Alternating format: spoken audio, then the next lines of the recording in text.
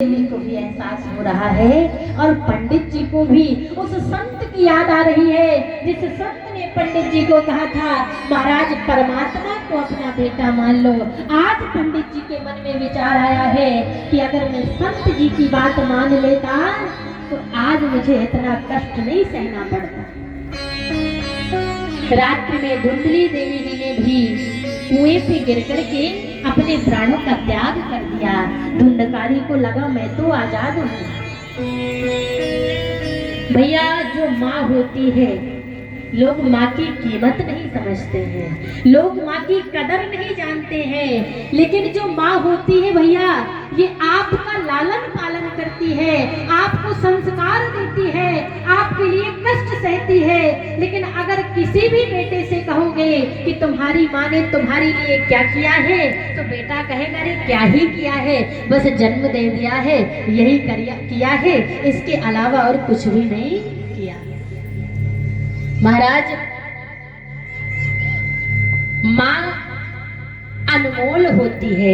इस संसार में सिर्फ और सिर्फ माँ ही ऐसी है कि जिसका प्रेम अपने पुत्र के लिए निस्वार्थ रहता है। बुरा मत मानना, पत्नी का भी प्रेम पति के लिए स्वार्थ वाला होता है, पति का भी प्रेम पत्नी के लिए स्वार्थ वाला होता है, लेकिन इस संसार में माँ और पिता का प्रेम स्वार्थी नहीं होता,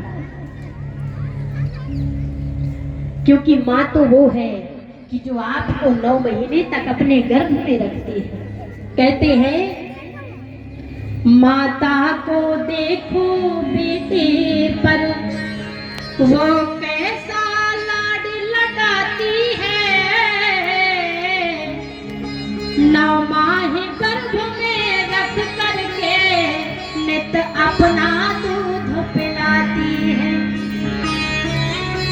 कि खुद तो सोती है गीले में, कि खुद तो सोती है गीले में, सूखे में उसे सुलाती है,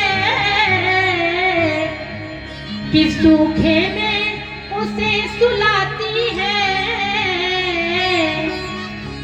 लालन पालन करती उसका बलिहारी उस पर जाती है। फिर भी इस संसार के बेटे सुन लो कि ऐसी माता को त्यागे जो, कि ऐसी माता को त्यागे जो, वह पुत्र नरक की गामी है, और वह पुत्र नहीं है तो पुत्र कहलाता दूध हरामी, कि वह पुत्र नहीं है तो पुत्र कहलाता दूध हरामी है। जिसने अपने माँ की कीमत नहीं की, जिसने अपने माँ की कदर नहीं जानी, वो पुत्र तो पुत्र हो ही नहीं सकता, वो पुत्र तो कुपुत्र है। क्योंकि कहते हैं कि माँ की दुआएं कभी खाली नहीं जाती, माँ की बद्दुआएं कभी टाली नहीं जाती। माँ मेहनत मजदूरी करके भी 4-4 संतानों को पाल लेती है। अफसोस ये है कि 4-4 संतानों से एक भी माँ पाली नहीं जाती, 4-4 संतानों से एक भी माँ पाली नहीं जाती। ये संसार के बेटों की विडंबना है। लेकिन कभी आपने सुना है कि किसी बेटी ने अपने पिता को घर से बाहर किया? नहीं सुना हो।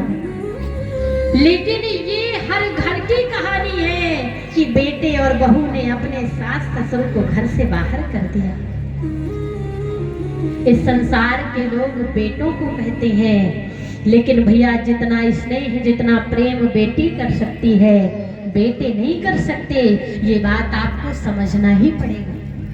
जब पिता थका हारा कहीं बाहर से घर पर आता है, अगर बेटे से 1 गिलास पानी मांग ले, बेटा पानी दे दे, बेटा कहता है पापा आप खुद ही ले लो क्योंकि मैं तो थका हुआ हूँ, आज मैंने मोबाइल चलाया है, मेरे आंखों में दर्द हो रहा है। अगर वहीं पर एक बेटी सुन रही है और बेटी ने पिता को देख लिया, तुरंत जल लेकर जाती है, पिताश्री आपके लिए है, आप जलपान कर लीजिए। ये एक बेटी का प्रेम है, ये एक बेटी का स्नेह है। जितना स्नेह, जितना प्रेम बेटी कर सकती है, उतना बेटा नहीं कर सकता। क्योंकि जो माँ होती है, इनके अंदर वात्सल्य होता है, इनके अंदर प्रेम होता है, इनके अंदर करुणा होती है, जो किसी के भी बालक को बैठकर प्रेम से भोजन करा सकती है। क्योंकि ये माँ है भैया, माँ की बराबरी कोई कर ही नहीं सकता।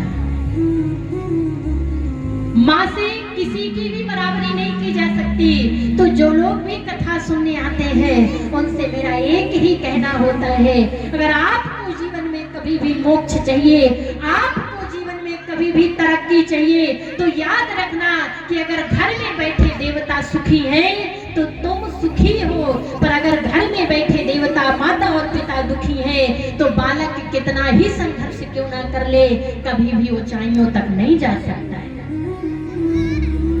आज धुंधली देवी ने अपने प्राणों का त्याग कर दिया। धुंधकारी ने मन में विचार किया, अरे अब ना पिता है ना माँ है, अभी तो मैं प्रसन्न हूँ, मुझे कोई रोकने टोकने वाला नहीं। धुंधकारी जाता है, 5-5 वेश्याओं को लेकर के घर में बिठा लेता है। जब घर पे कुछ है नहीं, तो धुंधकारी चोरी करने लगा।